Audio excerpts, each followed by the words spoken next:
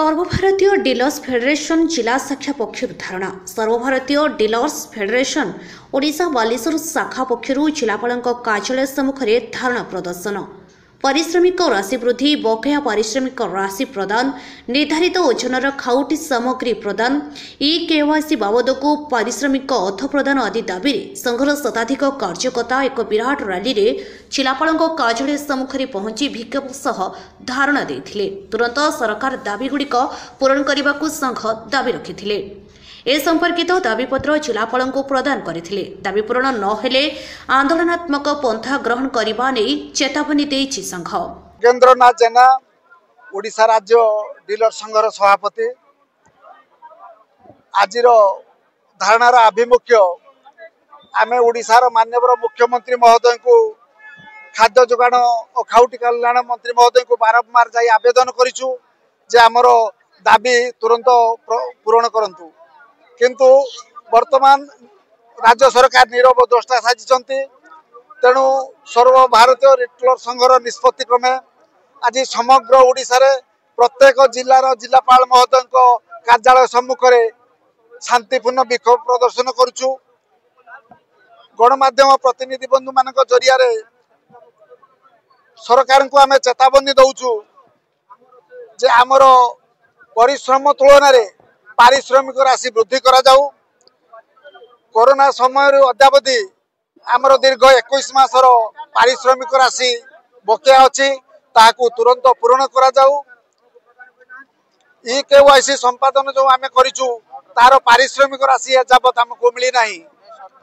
अन्य राज्य परी आमर क्विंटल प्रति 200 टंका पारिश्रमिक राशि वृद्धि करा जाऊ एवं प्रत्येक 3 वर्ष थे सनद नवीकरण करने आमे माननीय मंत्री महोदय को बारंबार अनुरोध करिछु। जिलापाल महोदय जरिया ओडिशार मुख्यमंत्री हस्तक्षेप निमंते एवं यार स्थायी प्रतिकार एवं आमर बकेया पाउना केमिति प्राप्ति हेबो से बाबद दृष्टि आकर्षण करने निमंते आमे दाबी पत्र प्रदान करिबु। ओडिशार राज्यर समस्त जिले में आमर एककालीन धारणा प्रदर्शन करा जाउछि। आमर अभिप्राय होउछि आमे आज कलेक्टर ऑफिस कहीं घेरू करछे ए सरकार आम सहित खेल खेलुचंती। विगत दिन जो सरकार थिले से मध्य खेल खेलिले एबे जो सरकार से मध्य खेल खेलुचंती। आमे 21 मासर पैसा कमिशन पैसा आमे एपर्यंत भी पाई पारलु नाही। जेते चेष्टा कले भी आमे पहुंचबू से कहते आमको दिल्ली रू पैसा आसी ना आमे दे पारिबु नाही। आमे केते दिन एमती बेठी खटिबू सरकार आमे आमर पेट पाटना कथा आमे लोकर मूल्य लागिबा को गले आमे 300 रु 400 टका पाइबा किंतु एठी आमे खाली बेगार बेठी खटुचे काई की कोन पाए सरकार उद्देश्य कोन। वर्तमान चाउल जो लिफ्टिंग होउची से चाउल बुरार सटेज से सटेज को कई भरणा करूना हे आमर गोटे दाबी। वर्तमान आमर क्विंटाल पिछा 200 टंका आम सरकार दाबी करुचु। जदि सरकार न मानिबे दाबी सब ताले आमे चाउल आउ लिफ्टिंग को नेबु नाही। आमर शेष कथा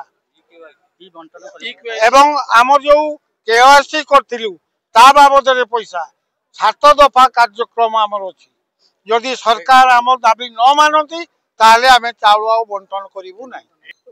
कलेक्टर को जनाई मुख्यमंत्री को जनाई खाद्य मंत्री को जनाई सब मंत्री जनाई। आज कार्यक्रम पर आम 21 मासर पैसा आगामी पदक्षेप आमे चाउल उठेबु नाही। बालेश्वर भागवत दासंक रिपोर्ट अपराह्न लाइव।